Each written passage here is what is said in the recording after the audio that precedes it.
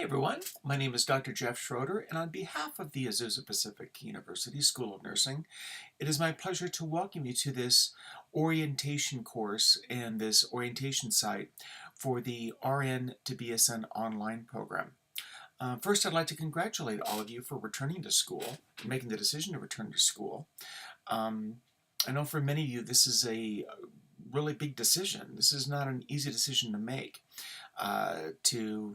Either for those of you that have just recently graduated from an associate degree program to continue on for another year roughly, a year and a half to continue your education. That's a big commitment. And for those of you that are working nurses that have been working for a while, again, returning to school can be a daunting task. So if you're feeling a little nervous right now, if you're feeling a little bit on edge, and if you're feeling a little bit like you don't know really exactly what's to do or what's going on, or maybe feel a little bit scared, just realize that's normal. That's to be expected. If you didn't feel a little bit nervous, I'd be a little bit worried. This is a new endeavor. It's for many of you. You may have never taken an online course before, and even the whole online world may be something that is very new and a little bit scary. So my job here is just to let you know that you're going to do okay, you're going to do fine, and I'm going to be going over a little bit about what you need to do here at the beginning of the program. And the first thing that you've done already is if you've reached this video, you figured out how to access Sakai and how to get into uh, the Sakai website. And the Sakai is the program that we use here at Azusa Pacific University. Similar in many ways to Blackboard. Some of you have gone to schools where you've used Blackboard, or Canvas is another program that is used out there. All these programs work pretty much the same way. They're web platforms that are set up where we can, as instructors, we can post information for you, post material that you as the student can then access. And it gives a common place, very similar to Facebook or any of the myriad of blogging websites out there. Gives you a way to interact with class members, and that's really what these classes are all about, is interacting with your instructor, interacting with the fellow students, and discussing and sharing the information that is included in the materials that are included in each of the courses. Now, this orientation website is set up very similar to, not exactly like, but very similar to a class, any of the classes that you're going to be taking here at Azusa Pacific. Now, all the classes are set up very similarly. They are all, or most of them, are 8 weeks long. There's one exception to that, but most of them are 8 weeks long. And follow a traditional semester format. A traditional semester format means that essentially each class is 8 weeks, and so it's like each course is 1 quarter long. So when you've completed 2 quarters, you will have completed 1 full semester.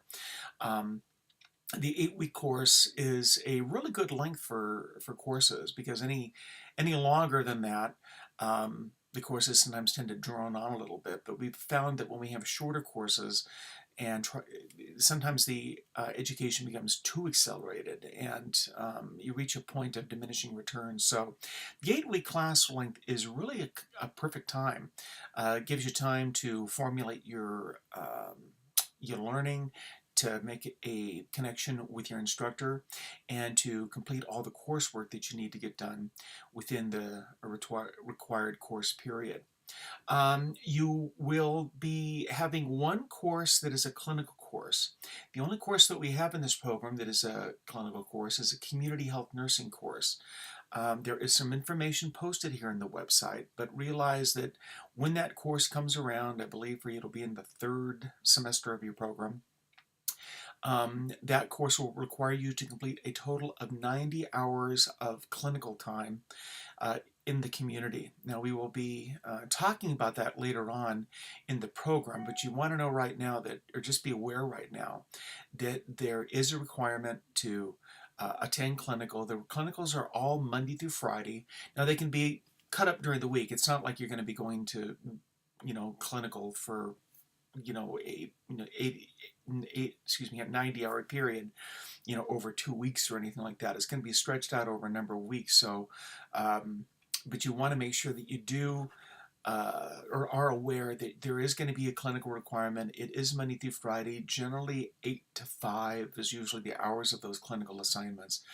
Um, and that's because the clinical sites that we have usually aren't open on the weekends. That's really fairly typical with the uh, community health, is that most of the clinics are open during the week, and so we have to match their schedule.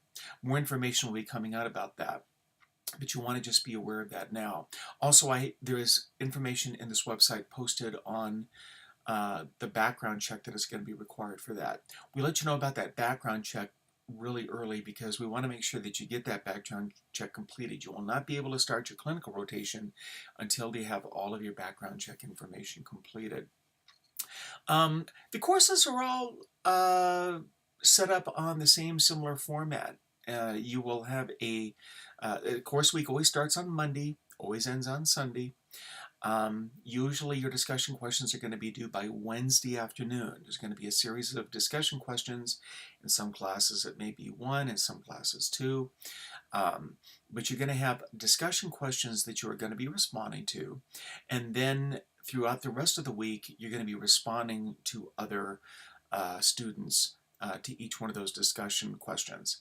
That's how discussions happen. Discussions happen online, really very similar to the same way that they do um, in the nursing classroom. The only real difference is that we meet asynchronously. What that means is that you will be logging into the class and leaving information or leaving messages on your own schedule. You don't, there's no scheduled times. With very few exceptions, you will not have any times that are actually scheduled for you to have to be in class. You can participate in the middle of the night if you want to, for those of you on night shift. For those of you that find that the early mornings are the best time, that will work. For those of you that late in the afternoon is really when you want to get on and participate, once again, that's perfectly fine. The requirements are generally, and again, there's going to be a little bit of variation from class to class, but generally your instructors will be requiring you to post 1 or 2 discussion question responses. That's an initial response to a discussion question that you're going to write. Usually about the equivalent of a page or a page and a half if it were a typewritten page. Kind of almost like a mini paper. And then you're going to be reading the other students' responses and then responding to those throughout the week, posing new questions, bringing in new information, sharing your own experiences. Again, very similar to the same way that a discussion would happen in class. Some of the courses are going to require that you work in groups and that you do some group works to develop various group presentations. Other courses are going to require that you do quite a bit of writing. That's one of the differences between this particular program and your associate's degree program is that your associate's degree program, most of you were very accustomed to reading books, reading a textbook, and then taking tests. We don't really have a lot of tests in this program. There's not a lot of testing that goes on. There are a few exceptions to that, particularly when we talk about nursing research and statistics. But really, most of the coursework is going to be, most of what you do and most of your grading is going to come based on your participation and your written participation in class. So that's where most of your coursework is going to come from. So for those of you that are a little bit test phobic and don't like to take exams, this is probably going to fit well into you. I think you'll find that it's going to be it's much more dynamic, and it's a higher level of education than what you've had before, much more in a theoretical and a synthesis of knowledge. A few nuts and bolts here. I've found through experience that really the best way to figure out how to use Sakai is just like using Facebook or anything else. You just play with it for a little bit. Know that when you come in and when you click on any of the tabs on the left side of the page, that's the course tabs. You can read announcements. You can, in this particular orientation classroom, there's a orientation tab that will take you to a variety of resources and a variety of things to review. In fact, that's how you found this video, because the video is posted within that orientation tab. But look within and look to see uh, get familiar with um, the Sakai program. For most of you, that's going to be your number one challenge, is going to be figuring out Sakai and learning how to use Sakai. Dr. Pamela Milliken is going to be your first instructor for your first course, which is your pathophysiology course. So for that particular course, um, be you'll be able to work within that class and within that Sakai environment, and figure out the discussion questions there as well. In general, you are going to have a classroom. Sometimes it's going to say unit, sometimes it's going to be given some other name, depending on who the course designer was for that particular class. But the discussion questions are accessed within the section Sakai called the forums. A forum is really just a discussion forum. It's a discussion area.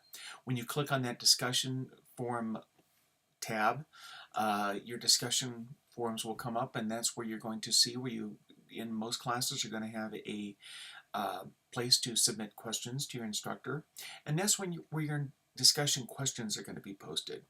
In some classes, your questions will be posted all at once, so you'll see all 8 weeks worth of questions posted all at once right at the beginning of the class.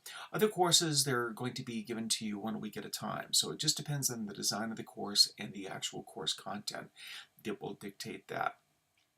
At any time that you have questions, please feel free to contact me.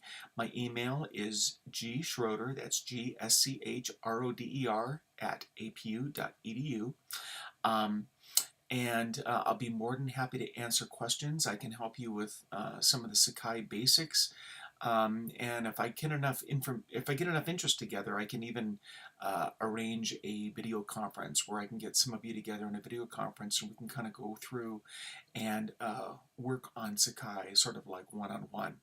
So blessings to you all. My prayer for you is that you have a enriching experience with this. I pray that your life improves and that your life becomes enriched through your work in this program. All of your instructors here are dedicated to your education and to your career development. We're here for you, so we're in service to you. So please realize that. Anytime that you have questions, anytime you have a need, please feel free to let us know, and we will work with you on that. So I will look forward to reviewing any questions that you may have that come up in the discussion forum, and you will see that there is a forum. There is a place for you to ask questions. You can go ahead and post them here, or of course, once your course starts, your first course in the program starts, you may also go ahead and post questions there. So I look forward to seeing you all. For many of you, I'm going to meet you at the orientation that we're going to be doing face-to-face. So I look forward to working with you. God bless, and good luck in the program.